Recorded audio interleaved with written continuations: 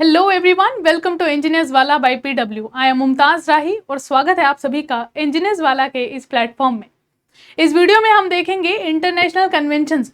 बहुत बार हमने देखा है कि एग्जाम में एग्जामिनर इंटरनेशनल कन्वेंशन से क्वेश्चन पूछ लेता है। तो इंटरनेशनल कन्वेंशन से कैसे क्वेश्चन आते हैं, हम पहले कुछ इंपॉर्टेंट इंटरनेशनल कन्वेंशंस देखेंगे जो आने वाले आपके अपकमिंग एग्जाम के लिए बहुत ज़्यादा इंपॉर्टेंट होने वाले हैं। और उसी के बाद हम कुछ क्वेश्चन एंड आंसर्स को सॉल्व करेंगे जो पहले पूछे गए हैं और आने वाले समय में पूछे जा सकते हैं। तो यहाँ पे शुरुआत करते हैं इंटरनेशनल कन्वेंशंस की। आइए देखते हैं उनका हेडक्वार्टर कहाँ पे है, कौन से साल में वह स्थापित की गई थी। तो चलिए शुरुआत करते हैं हम इंटरनेशनल कन्वेंशंस की। तो यहाँ पे this session is presented by me. यहाँ पे UNFCCC जो है वो पहली इंटरनेशनल कन्वेंशन आ जाती है। UNFCCC की फुल फॉर्म क्या है बेटा? तो the full form is United nation framework on convention on the climate change. अब ये कब हुई थी? बेसिकली 1992 में। हम सभी को पता है कि 1992 में एक समिट हुई थी जिसको कहा गया था रियो समिट, या इस समिट का एक और नाम था जिसे कहा गया था अर्थ समिट। क्या कहा गया था? अर्थ समिट। अब यहाँ पे बहुत सारी चीजें हुई थी अर्थ समिट में, एग्जाम पर्सपेक्टिव से इंपॉर्टेंट भी है। तो सबसे पहले तो याद रखना साल कौन सा था? 1992। इसे किस नाम से कहा जाता है? अर्थ रियो समिट के नाम से या फिर अर्थ समिट के नाम से फेमसली कहा जाता है। ऑब्जेक्टिव क्या था? ऑब्जेक्टिव था to stabilise green house gas concentrations to prevent harmful climate change, यानी कि हानिकारक जलवायु परिवर्तन को रोकने के लिए ग्रीन हाउस गैस को स्थिर करना। तो इसका हेडक्वार्टर कहाँ है? UNFCCC का। अगेन इसकी फुल फॉर्म क्या है? United nation framework convention on climate change. तो जहां पे आपको CCC दिखेगा सीधा गेस कर लेना कन्वेंशन ऑन क्लाइमेट चेंज और इससे रिलेट कर लेना अर्थ समिट को। हेडक्वार्टर कहाँ है इसका? हेडक्वार्टर है बॉन यानी कि जर्मनी में। नेक्स्ट देखते हैं कन्वेंशन ऑन बायोलॉजिकल डाइवर्सिटी। ये भी 1992 यानी कि उसी अर्थ समिट में साइन हुई थी। 1992 में ही अपने को देखने को मिलती है कन्वेंशन ऑन बायोलॉजिकल डाइवर्सिटी। किसकी बात कर रहा था ये? कंजर्वेशन की, सस्टेनेबल यूज की और बेनिफिट शेयरिंग की, कि हमको बायोडाइवर्सिटी को कंजर्व करना है, उसको सस्टेनेबली यूज करना है ताकि हमारी फ्यूचर जनरेशन को नुकसान ना हो, और उसी के साथ साथ उसके जो भी हमें बेनिफिट्स मिलते हैं उसको इक्वली शेयर करना है। 1992 का समय था, अर्थ समिट में ही इसे साइन किया गया था CBD को। इसी के साथ साथ जो है यहाँ पे इसका हेडक्वार्टर कहाँ है? मॉन्ट्रियल यानी कि कनाडा में।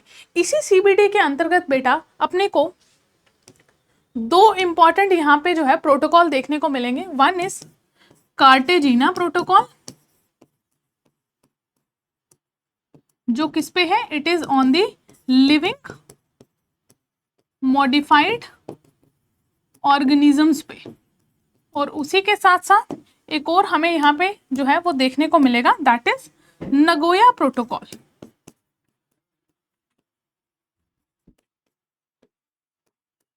दैट इज यहाँ पे नगोया प्रोटोकॉल को। तो ये दोनों जो है हमें देखने को मिलेंगे। अगला यहाँ पे आ जाता है साइट्स। साइट्स बेटा बात करता है एंडेंजर्ड स्पीशीज की। Convention on international trade in endangered species यानी कि लुप्त प्राय प्रजातियों के अंतरराष्ट्रीय व्यापार पर कन्वेंशन के जो भी उनका इंटरनेशनल ट्रेड होता है उस पे जो कन्वेंशन है उसे कहते हैं साइट्स यानी कि convention on international trade in endangered species. Objective क्या है? कि ये सुनिश्चित करना कि व्यापार से प्रजातियों के अस्तित्व को खतरा ना हो, इंश्योर करना कि trade does not threaten species survival. ये यहाँ पे कौन से साल में आई थी? साल 1973 में आई थी, मगर साथ ही साथ आप इम्प्लीमेंट कब हुई थी वो ईयर भी याद रखेंगे, दैट वाज इन 1975। हेडक्वार्टर कहाँ है इसका? हेडक्वार्टर है जेनेवा स्विट्जरलैंड में। तो साइट्स याद रखना, convention on international trade in endangered species of wild fauna and flora. तो यहाँ पे बेसिकली वाइल्ड ट्रैफिकिंग प्रिवेंशन पे अभी काफ़ी ज़्यादा जो है इंडिया ने पुश किया, खासतौर पे टाइगर कंजर्वेशन पे। तो टाइगर कंजर्वेशन हमारे यहाँ पे प्रोजेक्ट टाइगर कब आया था? तो प्रोजेक्ट टाइगर जो है वो हमने लाया था 1973 में, और हमने एक टाइगर अथॉरिटी, प्रोटेक्शन अथॉरिटी भी बनाई थी, that is NTCA, national tiger conservation authority.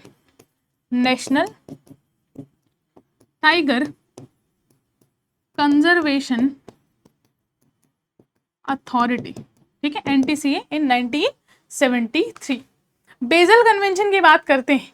भाई बेजल कन्वेंशन जो है ये कंट्रोल करने की बात करता है hazardous waste transboundary movement and disposal, यानी कि खतरनाक कचरे की सीमा पर आवाजाही और निपटान को नियंत्रित करना। बेजल कन्वेंशन एक्चुअली क्या होता है ना, जो ये बड़ी बड़ी यूरोपियन कंट्रीज या फिर वेस्टर्न कंट्रीज हैं, अच्छी खासी डेवलप्ड कंट्रीज, तो यहाँ पे जो है वो क्या करते हैं, विदाउट द कंसेंट किसी भी कंट्री के कोस्ट में जाके फॉर एग्जाम्पल कचरा डंप कर दिया, और यहाँ पे कचरा भी बहुत किस्म का होता है, हो सकता है किसी में रेडियो एक्टिव वेस्ट हो सकता है किसी में जो है केमिकल्स हों, तो यहाँ पे बेजल कन्वेंशन खतरनाक कचरे की सीमा पर आवाजाही को निपटान और उसके नियंत्रण की बात करता है। किस साल में हुआ था, 1989 में जो है ये साइन हुआ था, और इफेक्टिव कब हुआ था, यानी कि प्रभावी कब से हुआ था, 1992 से हुआ था।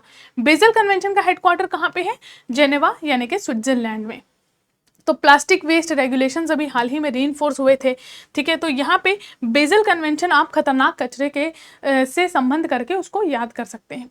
स्टॉकहोम कन्वेंशन की अगर हम बात करें तो ये एलिमिनेट करता है परसिस्टेंट ऑर्गेनिक पॉल्यूटेंट्स, यानी कि स्थायी कार्बनिक प्रदूषणों को समाप्त करना, ऐसे पॉल्यूटेंट्स जो हमारे पर्यावरण में, जो हमारे इन्वायरमेंट में लंबे समय के लिए रहते हैं, तो उनसे डील करने के लिए आता है स्टॉकहोम कन्वेंशन। याद कैसे रख सकते हो इसको, कि भाई पॉल्यूशन का ना या फिर पॉल्यूटेंट्स का स्टॉक इकट्ठा हो जाता है, स्टॉक इकट्ठा हो जाता है, तो स्टॉक इकट्ठा हो गया, उससे डील करने के लिए क्या आ गया हमारे पास, स्टॉकहोम कन्वेंशन।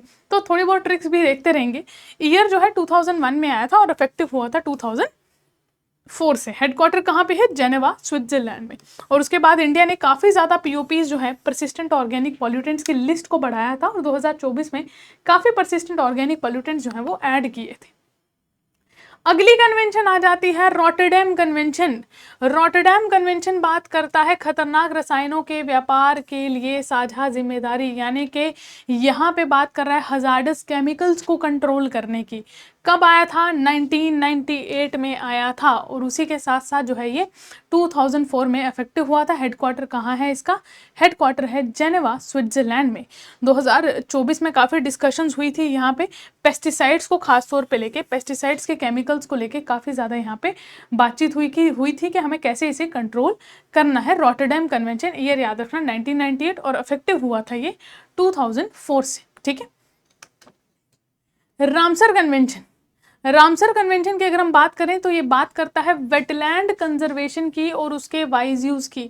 रामसर जो है ये एक सिटी है, कहाँ पे, ईरान में, इसीलिए इस सिटी में कन्वेंशन हुआ तो इसका नाम रामसर कन्वेंशन कर लिया गया। 1971 में ये आया था और 1975 में ये अफेक्टिव हुआ था। रामसर की अगर हम बात करें तो ये वेटलैंड्स के कंजर्वेशन की बात करता है, और उसी के साथ साथ जो है इसका हेडक्वार्टर कहाँ है, ग्लैंड स्विट्जरलैंड में। अब रामसर जो है यहाँ पे इसी के अंतर्गत एक प्रोटोकॉल आया था, दैट इज एक रिकॉर्ड आया था मॉन्ट्रिक्स रिकॉर्ड। मॉन्ट्रिक्स रिकॉर्ड में जो है बेसिकली ऐसे वेटलैंड्स को रखा जाता था जहाँ पे बदलाव देखने को मिल रहा है, अब वो चाहे हमारे कारण से हो या नेचर के कारण से। तो इसमें किस किस को ऐड किया गया था, इसमें सबसे पहले इसमें चिलिका को ऐड किया गया था, कहाँ पे है, उड़ीसा में है। फिर इसको निकाल लिया गया था 2002 में इस मॉन्ट्रिक्स रिकॉर्ड से। देन इसमें ऐड किया गया था क्योलादियो घाना और राजस्थान में, और देन इसमें आपको देखने को मिलेगा चिलिका, क्योलादियो घाना, लोकटक लेक मणिपुर, तो उसे भी ऐड किया गया था। तो यहाँ पे ये मॉन्ट्रिक्स रिकॉर्ड जो है ये किससे संबंधित है, ये रामसर से संबंधित है। कब हुआ था ये Ramsar convention, convention on wetlands, Iran में है। 1971 में जो है इसे साइन किया गया था हमारे वेटलैंड्स की प्रोटेक्शन के लिए। अभी भारत में लगभग जो है आपको 91 रामसर साइट्स जो हैं वो देखने को मिलेंगी। देन आ गया मीनामाटा कन्वेंशन ऑन मर्करी। इसका ऑब्जेक्टिव क्या है, रिड्यूस करना मर्करी एमिशन को और ह्यूमन हेल्थ को प्रोटेक्ट करना। बेसिकली मर्करी के काफ़ी ज़्यादा हमें हजार्डस जो है कॉन्सिक्वेंसेस देखने को मिले, तो फिर मीनामाटा कन्वेंशन आई। बहुत ईजी है, एम से मीनामाटा है और एम से ही आप याद रखेंगे मर्करी। अब मेडिकल यूज़ के लिए आप सोचते होंगे कि अभी भी मरकरी का यूज़ होता है ना मेडिकल इंस्ट्रूमेंट्स में, तो एक बेसिकली डेडलाइन दे दी गई कि आप कुछ समय तक मेडिकल जो है वहाँ पे आप यूज़ कर सकते हैं, बट अल्टीमेटली आपको इसे फेज आउट यानी कि आपको अल्टीमेटली इसे छोड़ना पड़ेगा। तो यहाँ पे ईयर था 2013 और ये इफेक्टिव कब से हुई है, 2017 से। हेडक्वार्टर कहाँ है इसका, ज़्यादातर आपको हेडक्वार्टर जेनेवा स्विट्जरलैंड में देखने को मिलेंगे। तो यहाँ पे ये आ गया मीनामाटा कन्वेंशन ऑन मर्करी। अब आ जाइए क्योटो प्रोटोकॉल। क्योटो प्रोटोकॉल की अगर हम बात करें बेटा, तो क्योटो प्रोटोकॉल जो है ये बात कर रहा था ग्रीन हाउस गैस की, ये बात कर रहा था हमारे पर्यावरण की। ये एक लीगली बाइंडिंग कमिटमेंट थी ग्रीन हाउस गैस से डील करने के लिए, उसको कम करने के लिए कानूनी रूप से बाध्यकारी प्रतिबंध जो है प्रतिबंध इसने लगाया। इसमें भी इसने क्या कर दिया था, कॉमन बट डिफरेंशिएटेड रिस्पॉन्सिबिलिटीज लगा दी। अब ये क्या चीज है,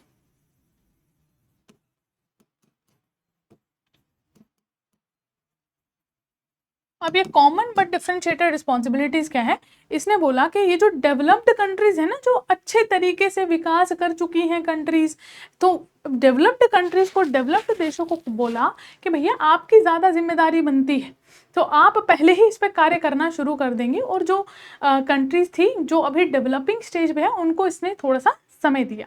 तो क्योटो प्रोटोकॉल आप याद रखेंगे, तो क्योटो प्रोटोकॉल जो है वो ग्रीन हाउस गैस से रिलेटेड है। क्योटो प्रोटोकॉल तो कैसे याद रखोगे, जब हम किलोग्राम लिखते हैं ना, किलोग्राम तो हम ऐसे लिखते हैं ना केजी, तो यहाँ पे के से क्योटो और जी से आप याद रखेंगे ग्रीन हाउस गैस से संबंधित है। साल था 1997, मगर फोर्स में जो है काफ़ी बातचीत इस पर करनी पड़ी, तब जाके कंट्रीज इस पर मानी। तो 2005 में, यानी कि तकरीबन 8 साल लगे इसे लागू करने में। हेडक्वार्टर इसका कहाँ है, अंडर UNFCCC, क्योंकि UNFCCC भी किसकी बात करता है, इन्वायरमेंट को प्रोटेक्ट करने की बात करता है, तो इसीलिए इसका सेक्रेटेरिएट कहाँ पे है, बॉन, जर्मनी में। अब यहाँ पे बेसिकली पेरिस अग्रीमेंट की अगर हम बात करें तो काफ़ी ज़्यादा पेरिस अग्रीमेंट भी इसी से रिलेटेड है। तो पेरिस अग्रीमेंट पे आ जाइए। पेरिस अग्रीमेंट या फिर इसको बोलते हैं पेरिस क्लाइमेट डील। तो पेरिस अग्रीमेंट भी 2015 में हुआ था। अब ये ऑब्जेक्टिव क्या था इसका, इसका बेसिकली ऑब्जेक्टिव था ग्लोबल टेम्परेचर जो है उसको 2 डिग्री तक लाना। मगर इसने बोला कि आप एक काम करिए, आप 2 डिग्री तक तो मैं बोल रहा हूँ, मगर कोशिश करिए कि आप 1.5 डिग्री तक ही इसको लिमिट कर दीजिए। साल था 2015 और उसके बाद ये लागू हुआ है 2016 में। Very famous climate Paris climate agreement या पेरिस क्लाइमेट डील। काफ़ी बार जो है ये पूछा जा सकता है या फिर पूछा जाने के चांसेस हैं, काफ़ी इंपॉर्टेंट हो जाता है। पेरिस क्लाइमेट डील हेडक्वार्टर जो है अंडर UNFCCC सेक्रेटेरिएट जर्मनी में है, और काफ़ी ज़्यादा क्लाइमेट फाइनेंसिंग की भी अब ये बात करने लगा है कि भाई आपको जो है क्लाइमेट फाइनेंसिंग भी हमें करनी पड़ेगी, ताकि हम ज़्यादा से ज़्यादा एफर्ट्स लगा सके अपने क्लाइमेट चेंज को रिड्यूस करने में। अगला आ गया UN CLOS, United Nation convention on laws of the sea. तो यहाँ पे बात आ गई अब सी की, समुद्र की। तो UN क्लॉज समुद्र के कानून पर संयुक्त राष्ट्र सम्मेलन। ऑब्जेक्टिव क्या है इसका, legal framework banana for maritime activities. जो मैरीटाइम एक्टिविटीज़ हैं, जो समुद्री गतिविधियां हैं, उन पे कौन गवर्न करेगा, उन पे गवर्न करेगा हमारा UN क्लॉज, यानी कि United Nation convention on laws of the Seas, समुद्र के कानूनों की बात कर रहा है। साल था 1982 और ये 1994 के बाद से लागू होना, प्रभावी होना शुरू हो गया। यहाँ पे जो है इसको एडमिनिस्टर कौन करता है, UNDOALOS, एंड न्यूयॉर्क में आपको ये देखने को मिलेगा। तो बेसिकली जो हाई सीज होती हैं they are governed by the international law, जहाँ पे कोई ये कंट्री क्लेम नहीं कर सकती है कि भाई ये जो है, ये पानी जो है, ये एरिया जो है, ये हमारा है। तो वैसी जगहें जो हैं वो गवर्न होती हैं UNCLOS यानी कि UN क्लॉज के द्वारा। नेक्स्ट आ जाता है रेफ्यूजी कन्वेंशन। रेफ्यूजीज कौन होते हैं, अब जो एक हो सकता है किसी कंट्री में वॉर हो गया हो, कोई कंट्री बहुत ज़्यादा टर्मोइल में हो, तो वहाँ पे क्या होता है, वहाँ से लोग भागकर अपनी नेबरिंग कंट्रीज़ में या आसपास के अगल बगल की कंट्रीज़ में जाते हैं। तो ऐसे लोगों के राइट्स को प्रोटेक्ट करने के लिए आ जाती है रेफ्यूजी कन्वेंशन, जो रेफ्यूजीज़ के राइट्स की बात करती है, उनके स्टेटस की, जो शरण लेने आते हैं, है ना, बेचारे शरण ले रहे हैं, शरणार्थियों के अधिकारों और स्थिति को परिभाषित करना। ईयर है 1951 और हेडक्वार्टर है इसका UNHCR जेनेवा, ठीक है, जहाँ पे आपको ह्यूमन राइट्स देखने को मिलेंगे। फोकस जो है इसका रेफ्यूजी क्राइसिस, खासतौर पे गजा, यूक्रेन, सूडान, इन सब पे काफ़ी ज़्यादा फोकस है, क्योंकि ये सारी जो कंट्रीज़ हैं यहाँ पे कुछ ना कुछ हो रहा है और यहाँ से शरणार्थी जो है वो बाहर भाग रहे हैं। नेक्स्ट देखते हैं international convention for the suppression of financing of terrorism, आतंकवाद के वित्त पोषण के दमन हेतु अंतर्राष्ट्रीय सम्मेलन। ऑब्जेक्टिव क्या है, क्रिमिनलाइज करना प्रोविजन को और कलेक्ट करना ऑफ फंड जो कि टेररिज्म गतिविधियों के लिए यूज हो रहे हैं, आतंकवादी गतिविधियों के लिए टेरर फंडिंग हो रही है। ईयर है 1999, हेडक्वार्टर है यूएन न्यूयॉर्क में। काफ़ी ज़्यादा ग्लोबल टेरर फाइनेंसिंग की जो है बेसिकली उस पर बात हो रही है। Financial action task force, FATF के है, this is financial action task force. तो अभी जो है ये इसका मेन जो है इसका पर्पस क्या है, ये मनी लॉन्ड्रिंग और टेरर फाइनेंसिंग को काफ़ी ज़्यादा कंट्रोल करती है, टेरर फाइनेंसिंग को काफ़ी ज़्यादा कंट्रोल करती है। नेक्स्ट आ गया मारपोल। भाई मारपोल तो न्यूज़ में भी रहता है। अब मारपोल की अगर हम बात करें, the international convention for prevention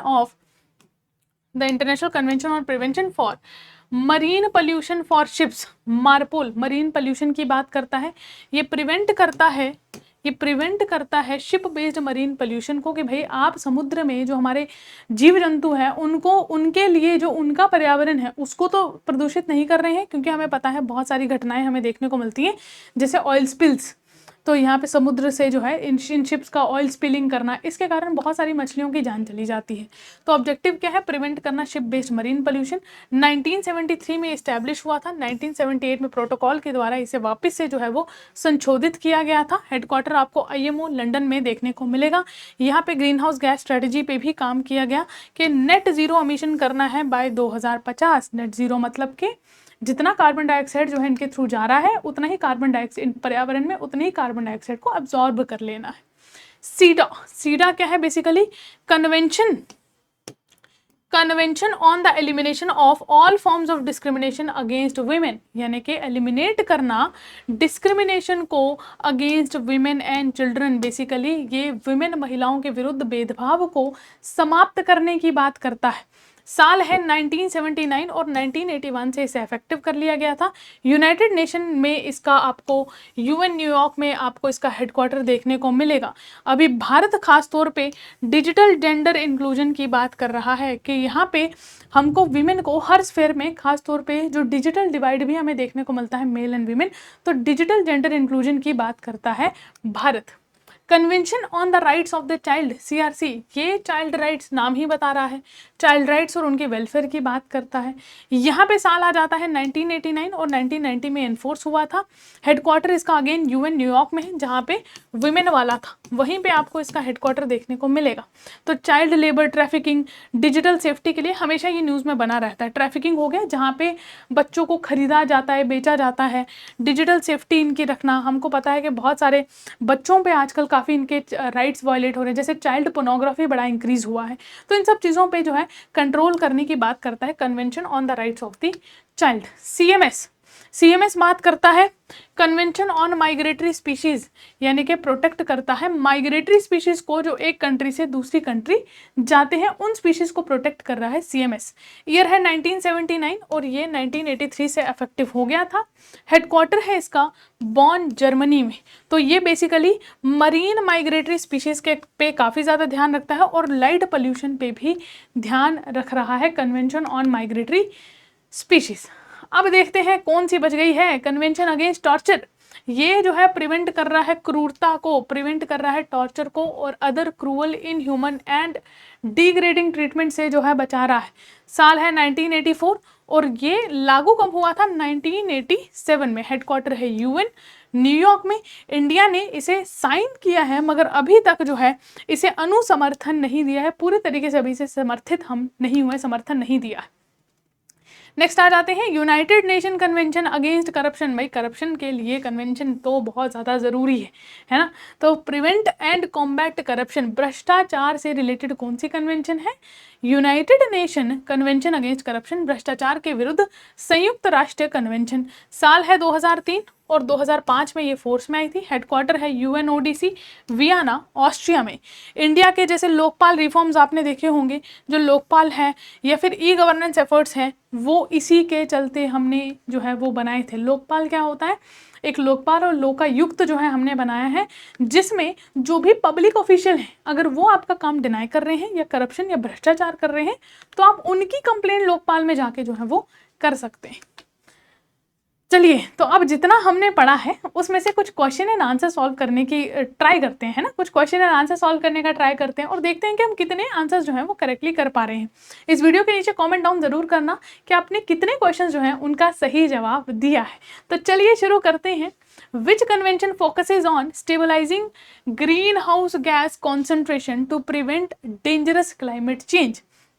कौन सा सम्मेलन खतरनाक जलवायु परिवर्तन को रोकने के लिए ग्रीन हाउस गैस सांद्रता को स्थिर करने पर केंद्रित है। बच्चे बताएं यहाँ कहाँ कंफ्यूज होंगे। आधे बच्चे क्योटो लिख देंगे, आधे बच्चे UNFCCC लिख देंगे। तो बेटा इसका सही आंसर जो है वो UNFCCC है। क्योटो तो प्रोटोकॉल है, वो सम्मेलन की बात कर रहा है। उसने कहा कन्वेंशन बताइए, कन्वेंशन यहाँ पे UNFCCC हो जाएगा, United Nation convention on climate change. Next देखते हैं, the Kunming Montreal global biodiversity framework was adopted under which convention. तो Kunming Montreal global biodiversity convention की बात कर रहा है, बायोडाइवर्सिटी फ्रेमवर्क की बात कर रहा है। तो बायोडाइवर्सिटी फ्रेमवर्क जो है वो CBD के अंतर्गत आएगा। CBD की फुल फॉर्म ही क्या थी? Convention on biological diversity. तो यहाँ पे सही जवाब जो है वो उसका C हो जाएगा। नेक्स्ट देखते हैं, sites that is convention on international trade in endangered species regulates international trade in which of the following. ये किसका इंटरनेशनल ट्रेड जो है उसको रेगुलेट करने की बात करता है? Ozone depleting substances, persistent organic pollutant, endangered species या फिर मरकरी। तो नाम में ही बता रहा है भाई ये तो एंडेंजर्ड स्पीशीज की बात कर रहे हैं ना, साइट्स जो 1975 में आया था। चलिए अगला सवाल, which convention controls transboundary movement of hazardous waste. तो यहाँ पे ट्रांस बाउंड्री मूवमेंट जो है वो ये कौन सा सम्मेलन खतरनाक कचरे की सीमा पार आवाजाही को नियंत्रित करता है? तो सही आंसर है बेजल। तो बेजल जो है वो ट्रांस बाउंड्री मूवमेंट को कंट्रोल करने की बात करता है। Option A will be the correct answer. Which convention aims to eliminate persistent organic pollutants. तो कौन सा सम्मेलन स्थायी कार्बनिक प्रदूषकों को समाप्त करने का लक्ष्य रखता है? याद करो हमने क्या पढ़ा था। तो बहुत सारे बच्चे यहाँ पे रॉटरडैम और स्टॉकहोम में हो सकता है कंफ्यूज हो जाए। इसका सही जवाब जो है वो स्टॉकहोम कन्वेंशन है, जो कि परसिस्टेंट ऑर्गेनिक पॉल्यूटेंट्स को कंट्रोल करने की बात करता था। तो इसको याद कैसे कर सकते हो? आपको SP याद है, SP। तो यहाँ पे SP की एक पोस्ट होती है ना, तो SP याद रखना। S से क्या याद रखोगे? स्टॉकहोम, और P से याद रखोगे परसिस्टेंट ऑर्गेनिक पॉल्यूटेंट्स, है ना। जैसे पीछे बेजल गया था, ट्रांसबाउंड्री मूवमेंट की बात करता है, तो आप ब्लूटूथ जैसे BT याद रख सकते हो। तो B से क्या आ जाएगा? Bezel convention. T से आ जाएगा ट्रांसबाउंड्री मूवमेंट। चलिए, which international treaty mandates prior informed consent for hazardous waste. यहाँ पे बात कर रहा है कौन सी अंतरराष्ट्रीय संधि खतरनाक रसायनों के पूर्व सूचित सहमति अनिवार्य करती है? तो इसका सही जवाब जो है वो आ जाएगा ए, रॉटरडैम कन्वेंशन। तो याद है कि नहीं है? तो ए जो है रॉटरडैम कन्वेंशन इसका सही जवाब हो जाएगा। अगला सवाल, रामसर। भाई रामसर तो बहुत अच्छे से पढ़ा है। रामसर कन्वेंशन जो है is associated with which conservation of which of the following. तो रामसर कन्वेंशन निम्नलिखित में से किसके संरक्षण से संबंधित है? ए, कोरल रीफ, बी, वेटलैंड, सी, फॉरेस्ट या फिर डी, डेजर्ट। इसका सही जवाब जो है ये वेटलैंड से संबंधित है, और इसके अंतर्गत जो रिकॉर्ड है वो कौन सा है? वो है मॉन्ट्रिक्स रिकॉर्ड। ठीक है, रामसर कन्वेंशन 1975 में ये लागू हो गई थी। 1971 में इसे साइन कर दिया गया था, 2 फरवरी को साइन किया था, इसलिए 2 फरवरी को वर्ल्ड वेटलैंड डे मनाया जाता है। वर्ल्ड वेटलैंड डे जो है वो 2 फरवरी को मनाया जाता है। Very very important. The Minamata convention focuses on reducing emission of which toxic element. तो यहाँ पे मिनामाटा कन्वेंशन किस विषैले तत्व के उत्सर्जन को कम करने का केंद्रित करती है? तो M से मिनामाटा, M से मरकरी। तो ऑप्शन बी जो है वो इसका सही जवाब हो जाएगा। Which agreement has effectively replaced the Kyoto protocol post 2020। तो यहाँ पे कौन से अग्रीमेंट ने इफेक्टिवली रिप्लेस किया था क्योटो प्रोटोकॉल को? तो क्योटो प्रोटोकॉल को जो है वो पेरिस अग्रीमेंट ने रिप्लेस किया था। ये क्लाइमेट डील आई थी, Paris climate deal 2015। Which convention defines maritime boundaries and rights over ocean resources. तो मैरीटाइम बाउंड्रीज या फिर राइट्स की ओशन रिसोर्सेज पे कौन बात करता है? यहाँ पे लॉज ऑफ द सी की बात हो रही है, लॉज ऑफ द सी की बात हो रही है। तो यहाँ पे UN क्लॉज जो है ऑप्शन ए इसका सही जवाब हो जाएगा। नेक्स्ट देखते हैं, who overseas the 1951 refugee convention. तो जहाँ रिफ्यूजीज की बात आती है वहाँ पे बात आएगी ह्यूमन राइट्स की। तो यहाँ पे सही जवाब क्या हो जाएगा, UNHCR। तो option C is the correct answer. भाई जितने को आंसर करेक्ट कर पाओगे ना, चाहे 2, 5, 10, वो कमेंट डाउन में ज़रूर बताना कि आपके कितने आंसर करेक्ट हुए हैं और इसके बाद आपको कितनी कन्वेंशन याद रहने वाली हैं। The FATF work closely, FATF जो है financial action task force, it works closely with which convention that combats terror financing. FATF किस कन्वेंशन के साथ मिलकर काम करता है जो आतंकवाद के वित्त पोषण का मुकाबला करता है? CEDAW, CRC, UNCAC या फिर terror financing convention 1999। Option D is the correct answer. ये टेरर फाइनेंसिंग कन्वेंशन 1999 में जो साइन हुई है उसके साथ मिलके काम करता है। अगला सवाल, which body host the MARPOL convention to prevent ship based marine pollution. कौन सी बॉडी जो है जहाज आधारित समुद्री प्रदूषण को रोकने के लिए मार्पोल कन्वेंशन की मेजबानी कौन सा निकाय करता है? तो इसका सही जवाब जो है दैट इज IMO। ठीक है, that is IMO is the correct answer. तो इसका सही जवाब जो है CEDAW। ये CEDAW is associated with which of the following objectives. तो यहाँ पे CEDAW निम्नलिखित में से किस उद्देश्य से जुड़ा है? तो यहाँ पे क्या था, डिस्क्रिमिनेशन अगेंस्ट वुमेन, याद है ना?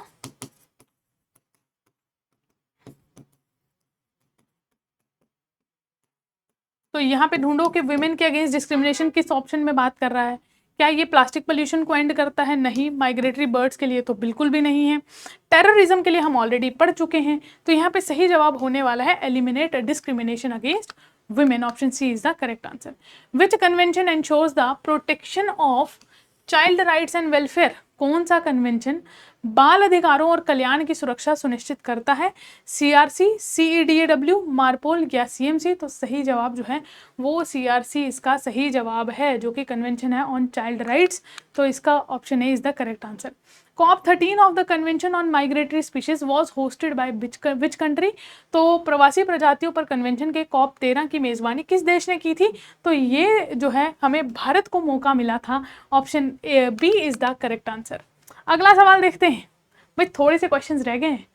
Which of the following has India signed but not ratified yet. निम्नलिखित में से कौन सी अभी भारत ने साइन तो की है मगर उसको रेटिफाई नहीं किया है?